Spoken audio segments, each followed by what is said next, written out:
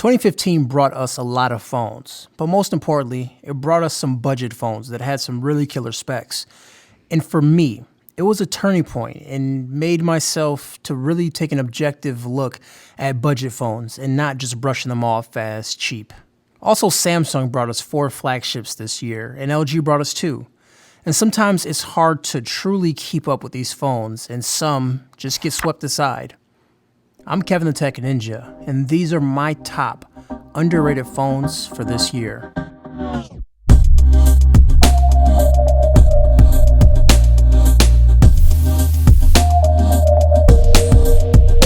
Number 1 is the Droid Turbo 2. It's not a budget phone, but it's only for Verizon. But it's vastly underrated, mainly because it's for one carrier. What makes it special is that it gives us something new, this unbreakable screen. I've seen videos online where people smashed it with hammers and bats, and the phone breaks before the screen actually does. And it's pretty amazing stuff. Beyond that, it's just a solid phone. All day and then some battery life, solid camera, and a nearly stock version of Android. Moto also brings you dual front-facing speakers. Although they're both on the bottom, it still kicks out some really good audio to you, even at really high volumes. Number 2, the Alcatel Idol 3. This phone came out of left field, and it was the first time I even cared about an Alcatel phone.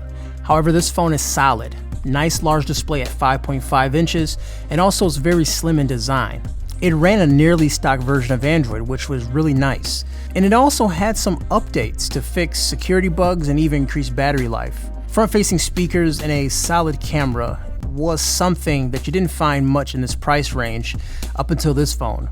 Battery life was better than some flagship phones, and that was really good, giving you over a day's worth of moderate usage.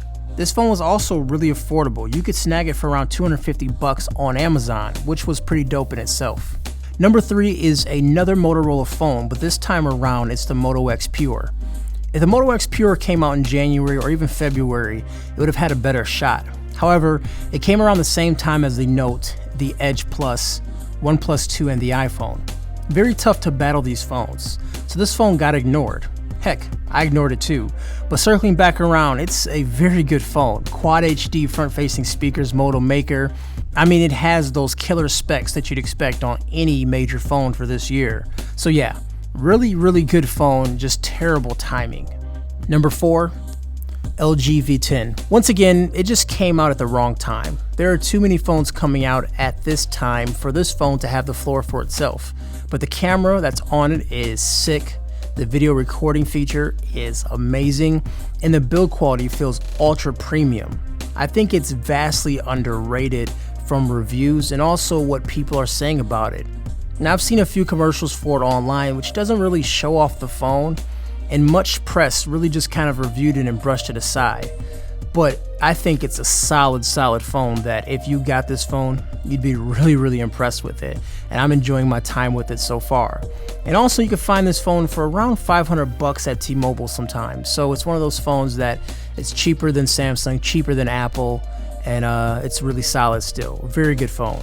And there you have it, guys. That was my top 4 underrated phones. What are yours? Sound off down below.